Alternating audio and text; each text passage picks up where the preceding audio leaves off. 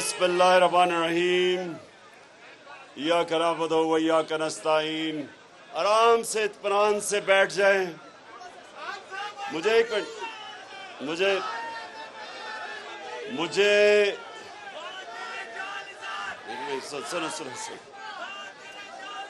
मुझे अंदाजा हो गया कि हमारी कंटोनमेंट की जबरदस्त जुनूनी और बाशऊर तंजीम है। मैं खराज तहसीन पेश करता हूं आप सबको।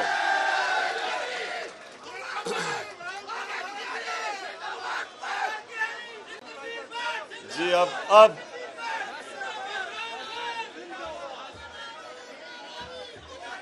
अच्छा, अब सुन ले बस यहां आप मुझे सुनने के लिए आए हैं।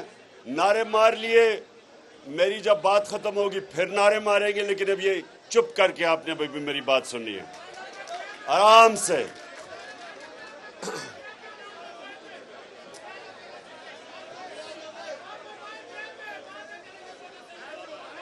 शाबाश, माशाल्लाह, मुनज़्ज़म तंजीम है हमारी।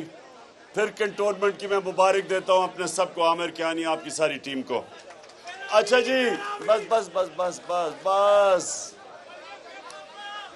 अच्छा जी, अब सबसे पहली चीज, मैंने अभी आपको एक कॉल देनी है और मैं ये चाहता हूं कि जब मैं आपको कॉल दूं तो आपकी मुकम्मल तौर पे आपकी तैयारी पूरी हो।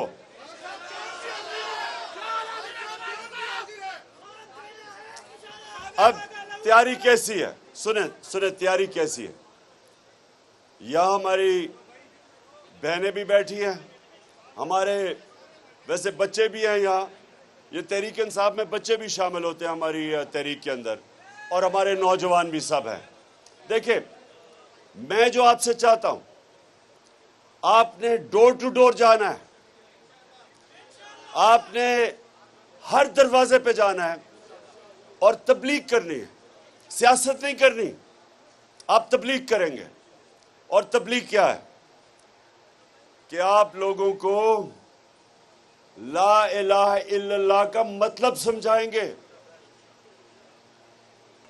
सब पढ़ लेते हैं कलमा, लोगों को यही नहीं पता कि जब आप अल्लाह से दावा करते हैं, वादा करते हैं कि अल्लाह तेरे सिवा किसी के सामने नहीं झुकेंगे, तो हम जब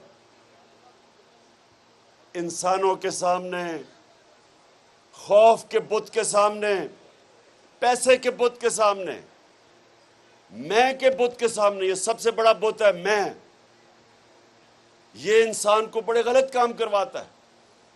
ये सब बुत परस्ती है। कोई नहीं है खुदा सिवाय अल्लाह के। इसका मतलब कि जब भी किसी झूठे खुदा, किसी फर्शी खुदा की आप उसके सामने आप झुकते हैं, आप अपने कलमा की खिलाफ वर्जी करते हैं, आप बुत परस्ती करते हैं, आप शिर्क करते हैं। इसीलिए मदीना की रियासत में जब हमारे नबी सल्लल्लाहु अलैहि वसल्लम ने उन अरबों को जिनकी हैसियत ही कोई नहीं थी, उनको ला इलाहा इल्लल्लाह के जरिए बड़े इंसान बना दिया, दुनिया की इमामत करवाई, उनको आजाद कर दिया। ला इलाहा इल्लल्लाह आपको आजाद करता है। ये जो जंजीरें हैं जो रोकती है इंसान को अशरफुल मखलूकात, अल्लाह की अजीम मखलूक बनने से, ये जंजीरें हैं।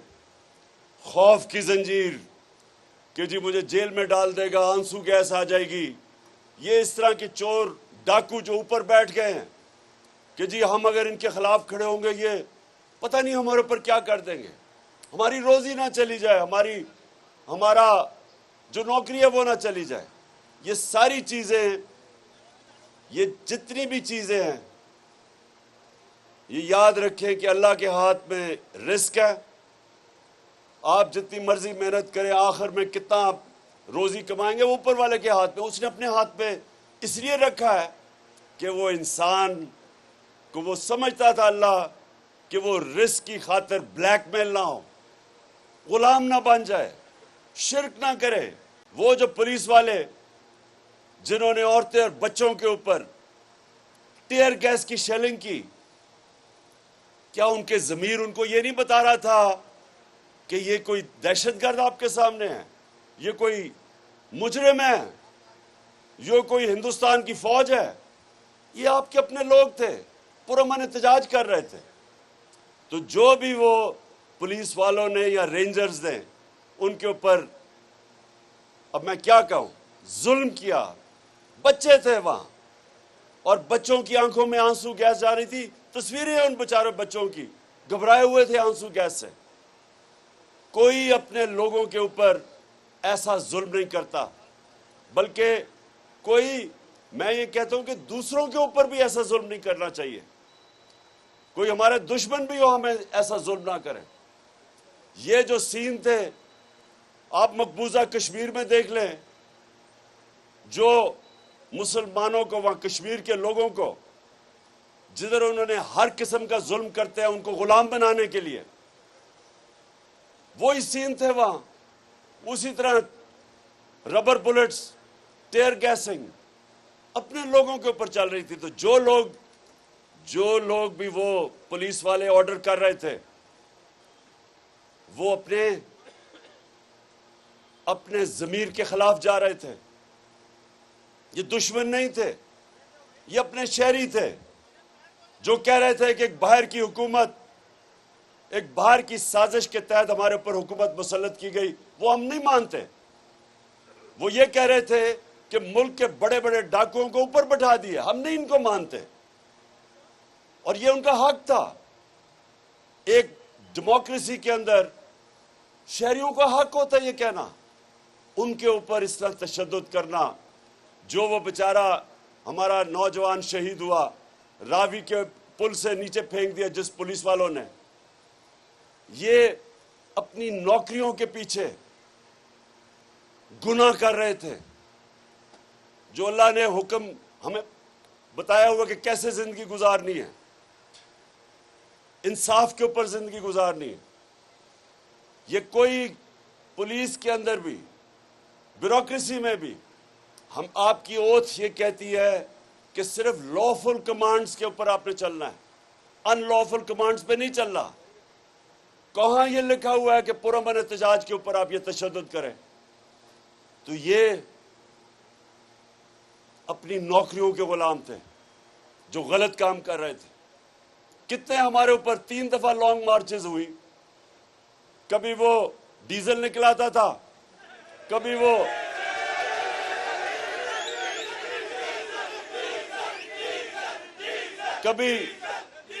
कभी क्या हमने कभी इनके रास्ते रोके, कंटेनर खड़े किए, इनको टेयर गैस की? बल्कि मैंने तो दावत दी थी कि हम अपना कंटेनर भी दे देते हैं आपको, आ जाएं। हम बल्कि आपको खाना भी पहुंचा देते हैं, क्योंकि हमें किसी से नहीं डर। इनको किससे डर था? और इनको बिल्कुल ठीक डर था। इनको डर ये था कि इतना आवाम का समुंदर जमा होने लगा है, इनकी कांपे टांगनी शुरू हो गई। और इसलिए पुलिस को इस्तेमाल किया जुर्म करने पे। पुलिस जुर्म नहीं कर सकती। पुलिस का तो काम है कानून इंप्लीमेंट करना। तो जो रात के अंधेरों में दीवारें टाप के लोगों के घरों में गए, उनकी औरतें थी वहां, उनसे जिस तरह इनका रवैया था। एक 10 साल का फैसलाबाद में बच्चे को पकड़ के पुलिस लेके जा रही थी क्योंकि उसका बाप नहीं था। कौन सी दुनिया की जमहूरियत में यह होता है? कौन से करप्ट हुक्मरान इतने अवाम से डरे होते हैं कि ये पुलिस का इस तरह इस्तेमाल करते हैं? तो अल्लाह ने आपको आजादी दी है, आपको आजाद बनाया है, क्योंकि आपने अल्लाह से दावा किया ला इलाहा इल्लल्लाह, कोई नहीं है खुदा अल्लाह के अलावा। और आपको अपने ज़मीर के खिलाफ आपको रिजाइन कर देना चाहिए, बजाय अपने ज़मीर के खिलाफ जाओ, क्योंकि ये हुक्म है अल्लाह का। उसने हमें वाज़ेह तौर पे कहा हुआ है, अमर बिल मारूफ, मुसलमानों का तुम अच्छाई हक के लिए खड़े होते हो, आपको उसका कमांड है अल्लाह का कि आपने राय हक पे खड़े होना है, आपने अच्छाई के साथ खड़े होना है। बस बस बस बस बस बस बस बस सुनो, अकल थोड़ी जरा सुनो, क्योंकि मैं तैयारी करवा रहा हूं आपकी अगली के लिए। नारे तकबीर का मौका मैं आपको बताऊंगा कब आएगा। अच्छा, अब सुने, आपको अल्लाह का हुक्म है कि अच्छाई के साथ खड़े हो, बुराई के खिलाफ खड़े हो। आपको अल्लाह ने कहीं भी इजाजत नहीं दी न्यूट्रल रहने की, हुक्म है उसका। इसलिए इंसानों के लिए आजादी नंबर 1 कि रिस्क अल्लाह के हाथ में है। आजादी नंबर 2 कि इज्जत जिल्लत उसके हाथ में है। कई लोग डरते हैं जी ओ मुझे जलील कर देगा कोई। ये गंदे गंदे लोग जो आज हुकूमत में बैठे हैं, गंदी बातें, घटिया बातें, ये जो लोग हैं, लोग डरते हैं कि ये जलील कर देंगे। मैं जब से 26 साल से सियासत में हूं, जितनी इन्होंने मेरे पर घटिया बातें की, जातियात के ऊपर अटैक किए, क्या फर्क पड़ गया? क्योंकि इज्जत अल्लाह के अपने हाथ में रखी हुई है। वो किसी को इजाजत नहीं देता। और नहीं तो पैसे दे के आप इज्जत खरीद लें। पैसे वाले लोग, अब देखें जो सबसे अमीर लोग हैं, जो एक लंदन में बैठा हुआ है, दूसरा सबसे बड़ी बीमारी आसिफ जरदारी, वो यहां बैठा हुआ है, अरबोपति हैं ये, लेकिन इज्जत नहीं है। बाहर निकलते हैं लंदन में तो वो सारे चोर चोर का शोर मार देते हैं, और ये पब्लिक में नहीं जा सकते क्योंकि एक मिनट सुनो, मैं जरा पहले पूरी बात सुनो मेरी। तो इज्जत अब अल्लाह ने अपने हाथ में रखी, कोई आपको जलील नहीं कर सकता। और तीसरी चीज, जो लोग असल में डरते हैं कि जी मुझे कोई मार ना दे, मुझे कोई कत्ल ना कर दे, माफियाज हैं बड़े बड़े। वो घटिया सा इंटीरियर मिनिस्टर है, उसने अब तक कहते सर अभी तक 22 कत्ल किए हैं। 1 मिनट, 22 कत्ल कर चुका है, लेकिन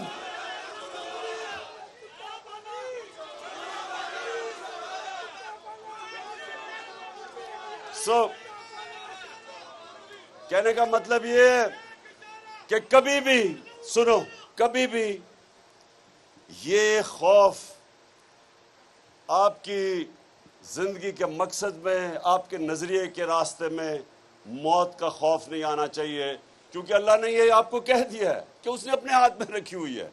जब वो टाइम आएगा तो उसका वादा है कि ना 1 मिनट आगे ना पीछे होगी। तो उसने इंसान को आजाद कर दिया।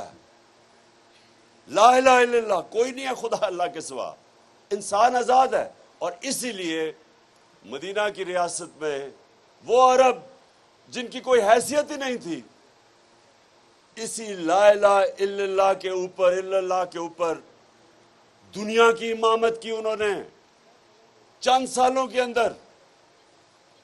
तो आज पाकिस्तान जो बना था एक ही नारे पे कि पाकिस्तान का मतलब क्या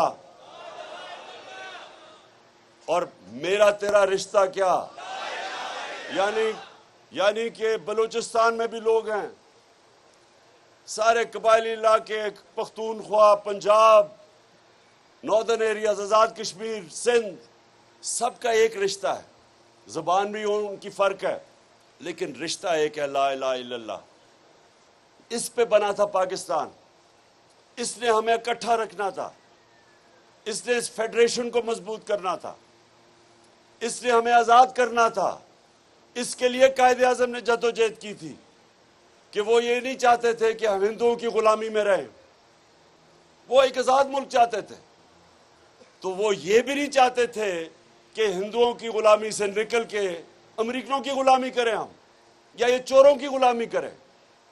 इसलिए ये आपकी जो आज़ादी मार्च है ये बहुत अहम है। ये तहरीक पाकिस्तान के बाद ये उतनी इस मुल्क के लिए अहम है तहरीक हकीकी आज़ादी। और अब ये देखें, मैं आज जरा आपको बताऊं कि इन चोरों के नीचे हुआ क्या है। ये 2 महीने के अंदर ये तो सबको पता चल गया ना कि महंगाई तो इनका इशू नहीं था, क्योंकि उन्होंने 2 महीने में वो महंगाई की है जो 3.5 साल में हमने नहीं की। वो आज बिजली, अच्छा बिजली भी गायब हो गई है, लोड शेडिंग की इंतहा, गर्मी की इंतहा, लोड शेडिंग की इंतहा, बिजली 10 रुपए यूनिट ज्यादा और अभी मजीद बढ़ेगी। डीजल और पेट्रोल 60 रुपए लीटर ज्यादा और मजीद और बढ़ेगा, और मजीद और बढ़ना है अभी। और ये भी सुना जरा, पेट्रोल, अच्छा बिजली भी गायब, आज पेट्रोल गायब, रुपया गिर रहा है, रुपया कोई रिकॉर्ड पे पहुंच गया, डॉलर आज कोई 206 पे पहुंच गया, 200 और 208 206 पे। सुने जरा, स्टॉक एक्सचेंज कुछ 700 अरब रुपया उसमें से गायब हो गया। ये क्या हुआ है कि 2 महीने के अंदर जो मुल्क तेजी से तरक्की कर रहा था, जो इकोनॉमिक सर्वे के अंदर आया है कि पाकिस्तान की वो तरक्की थी पिछले 2 सालों में जो पाकिस्तान के पिछले 30 साल में सबसे बेहतर इकोनॉमिक ग्रोथ रेट थी उस मुल्क की, रिकॉर्ड के ऊपर हमारी सबसे बड़े आमदनी रिकॉर्ड, टैक्स कलेक्शन रिकॉर्ड, बाहर से ओवरसीज पाकिस्तानी रिकॉर्ड रेमिटेंसेस भेज रहे थे, एक्सपोर्ट्स रिकॉर्ड, हमारी फसलें पिछले 2 साल में जो ग्रोथ हुई है हमारे ज़राअत के अंदर, 4 फसलें इस बारी रिकॉर्ड, पिछली बारी 4 फसलें रिकॉर्ड। एक मिनट ठहरो, चुप चुप चुप चुप चुप चुप, सुनो सुनो, ओहो इंशाल्लाह इंशाल्लाह, लेकिन अब सुनो बात।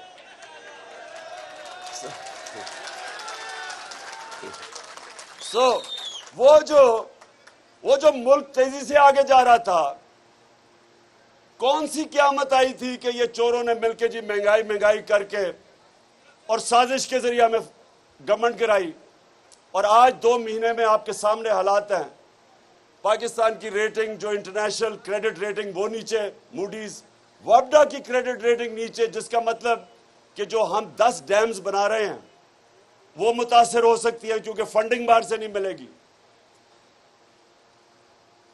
और सबसे जो खतरनाक चीज वो ये कि हमारी एक्सपोर्ट्स 10% गिरी, और दूसरा जो रेमिटेंसेस पाकिस्तानी बाहर से भेजते थे वो गिर गई हैं। इसका मतलब कि हमारा खसारा बढ़ता जाएगा, इसका मतलब रुपए पे प्रेशर बढ़ता जाएगा, इसका मतलब हमारे रिजर्व्स कम होते जाएंगे, इसका मतलब कि अगर इसी तरह चलता रहा तो मुल्क श्रीलंका के रास्ते पर निकल गया। इसलिए आज सारी कौम को इकट्ठा होकर एक चीज मांगनी चाहिए, हमें इलेक्शन चाहिए। एक चीज, इलेक्शन ही नहीं, साफ और शफाफ इलेक्शन, जो ये इलेक्शन कमीशन बिल्कुल नहीं कर सकती, क्योंकि ये मिल के अभी भी पंजाब में जो 20 हल्कों पे इलेक्शन है, अभी भी पूरी गेम तैयार हो रही है धांधली करके इलेक्शन जीतना। लेकिन मैं सुने जरा, सुने बस एक तो, अब जब से ये आए हैं इन्होंने कहा था महंगाई के लिए कम करेंगे, इन्होंने कहा कि हम बड़े तजर्बाकार हैं, हम मायशत को ठीक करेंगे। वो शहबाज शरीफ, वो हर बारी जब नजर आता था जी, वो सुबह 7 बजे ऑफिस पहुंच जाता है, वो जब कभी इधर जा रहा है और सारी जगह भागा फिरता है तस्वीरें खिंचाने के लिए। अब पता चला है कि शहबाज शरीफ की जितनी भी डेवलपमेंट थी वो इश्तिहारों में होती थी, अरबों रुपए के अवाम के पैसे के इश्तिहार, सारी डेवलपमेंट वहां थी। अब पता चला है कि ना वो माइशत को रोक सका है, नीचे जाने पे महंगाई का समुंदर आ गया है। लेकिन जो उसने काम किया है, आते साथ ही, मैं पहले दिन कह रहा था कि NRO 2 के लिए सारी गेम हो रही है, अब NRO 2 आपके सामने आ रहा है, आते साथ ही सारे केसेस खत्म। अभी मैं बताऊंगा कि FIA से क्या हुआ है। FIA जो इदारा इन्वेस्टिगेट कर रहा था शहबाज शरीफ और उसके बेटों की करप्शन, उससे क्या हुआ है, नैब के ऊपर कानून नया लेके आया, नैब खत्म, सारे इनके अरबों रुपए के केसेस खत्म, सारे चोरों के केसेस खत्म, अरबों रुपए। गरीब आदमी जेल में रहेगा, लेकिन जिन्होंने अरबों रुपए की करप्शन की वो सारी करप्शन खत्म। उसके बाद पार्लियामेंट, जब राजा रियाज ऑपोजिशन लीडर बन जाए इसका मतलब पार्लियामेंट खत्म।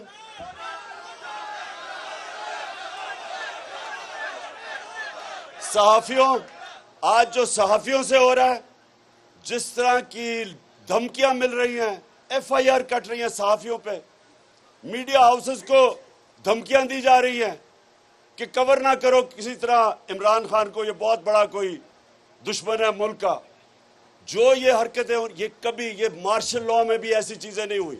जो हमारे ऊपर एफआईआर कटी हैं, मेरे ऊपर कोई 8-9 एफआईआर है, मुझे तो भूल ही गया हूं कितनी ज्यादा, सारे कारकुनों पे कटी हुई हैं एफआईआर। और सिर्फ और सिर्फ एक कोशिश है, किसी तरह अवाम को खौफजदा करके और चुप करके बैठा दें। अब मैं ये जरा सुने कि शहबाज शरीफ के जो केसेस थे उन लोगों से हुआ क्या। सबसे पहले आपको पता है ना, शहबाज शरीफ ने नौकरों के नाम पे अपनी शुगर मिल में नौकरों के नाम पे 16 अरब रुपया नौकरों के नाम पे लिया।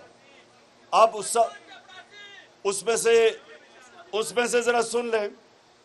पहले जनाब बारी आई गुलजार अहमद, जो पीएन, जो कि चपरासी काम करता था, उसका वो भी इनके पैसे, उसके अकाउंट में भी पैसे आते थे, वो अल्लाह को प्यारा हो गया। उसके बाद बारी आई जनाब मुजम्मल राजा की, उसको भी दिल का दौरा पड़ा, वो भी अल्लाह को प्यारा हो गया, ये भी पैसे उसके अकाउंट में पैसे आते थे। फिर जनाब गुलाम शबीर, वो भी एक था जिसके पैसे आते थे, उसको भी जनाब दिल के दौरे से वो भी अल्लाह को प्यारा हो गया। और फिर आप सब जानते हैं बेचारा मकसूद चपरासी, इसके पैसे आते थे। अच्छा, गुलाम शबीर जो था ये पैसे डालता था मकसूद चपरासी के अकाउंट में, तो गुलाम शबीर गया, सबको दिल के दौरे पड़े। मकसूद चपरासी 50 साल का भी नहीं था, वो दिल के दौरे से गया। फिर जो इन्वेस्टिगेटिंग ऑफिसर था डॉक्टर रिजवान, वो दिल के दौरे से गया। फिर जनाब एक और इन्वेस्टिगेटिंग ऑफिसर नईम, उसको हार्ट अटैक हुआ, लेकिन अल्लाह ने उसको बचा लिया। और फिर आज हमने खबर पड़ी है, इमरान रजा जो एंटी करप्शन में, ये फैसलाबाद में, आप सोच लें फैसलाबाद में किसका वो इन्वेस्टिगेट कर रहा होगा, किसको। अब उसको पता चला, ये जरा सुने, पता चला जी वो अच्छा भला था, उसने जी खुदकुशी कर ली है। अब ये जो हो रहा है, ये क्या पैगाम जा रहा है? ये पाकिस्तान में ये पैगाम जा रहा है कि जनाब ताकतवर माफिया को कोई सरकारी नौकर हाथ ना डाले, कोई एफआईए वाला आगे से इनको इन्वेस्टिगेट ना करे। नैब वालों को सारों को डरा दिया कि जो इनके केसेस हैं चुप करके पीछे हट जाओ, ताकि ये सारे केसेस इनके माफ हो जाए। सबसे जो जुल्म हो रहा है इस मुल्क से, कि मुल्क चलता है मेरे कारकुनों, मुल्क चलता है इदारों पे। मजबूत इदारे मुल्क को मजबूत करते हैं। मुल्क चलता है रूल ऑफ लॉ, इंसाफ के ऊपर, कानून की हुक्मरानी के ऊपर। उसकी वजह से मुल्क ऊपर जाता है। सारी आज कानून की हुक्मरानी खत्म। इसका मतलब ताकतवर के लिए एक कानून, कमजोर के लिए दूसरा। ताकतवर के लिए, जिस तरह हमारे नबी सल्लल्लाहु अलैहि वसल्लम ने कहा था कि वो कौमें तबाह हो जाती हैं जिधर छोटा चोर जेल में डाला जाता है और ताकतवर डाकू को उस मुल्क का निजाम नहीं पकड़ सकता। ये आपके सामने हो रहा है, ये तबाही आपके सामने है कि बड़े बड़े डाकुओं को पहले तो उन लोगों को डराया धमका, सबको डराया धमकाया जा रहा है। जो इन लोगों को, ये जो मर रहे हैं लोग, सब डरेंगे अब कि इनकी किसी चोरी के ऊपर कोई हाथ ना डाले।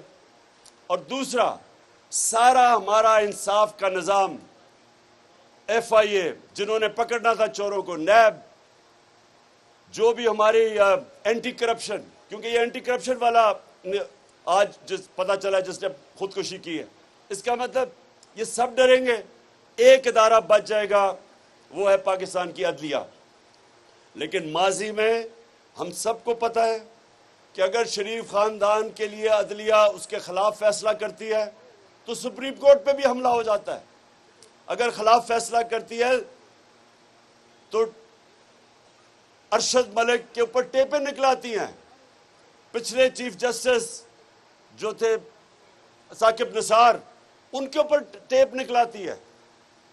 तो ब्लैकमेल माफिया की तरह जुडिशरी को भी इन्होंने माजी में किया है, फिर करेंगे। अगर इनको खतरा जिधर से भी होगा ये उसके ऊपर अटैक करेंगे, उनको डराएंगे, धमकाएंगे, पैसे भी देंगे।